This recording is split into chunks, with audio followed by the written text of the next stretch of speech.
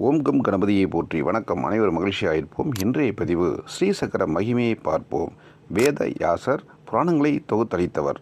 அவற்றுள் பிரம்மாண்ட புராணம் என்னும் புராணம் மகிமை வாய்ந்ததாகும்.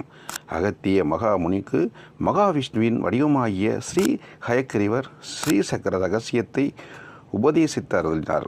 தசரதன் காமாட்சி அம்பிகையை உபாசனை செய்த புண்ணியத்தால் ஸ்ரீராமரையே திருமகனாக பெற்ற மகிமையையும் காணலாம். தேவியின் எந்திரம் ஸ்ரீசக்கரமே. அவளே திரிபுராம்பிகை ஆவாள். ஸ்ரீ மகாலட்சுமி அவள். தேவியானவள் தானே தன் ஜோதி மயமான வடிவத்தை தன் கண்களால் கண்டால் அதுவே ஸ்ரீசக்கரமாம்.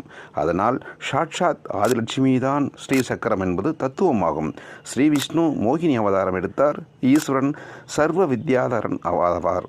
பிரம்மா படைக்கும் சக்தியை பெற்றார். இதுவே ஸ்ரீசக்கரத்தின் மகிமையாயும் நேர்களே. நன்றி, வணக்கம் என்பதை சொல்க. எல்லா உயிரினங்களும் வாழ்க.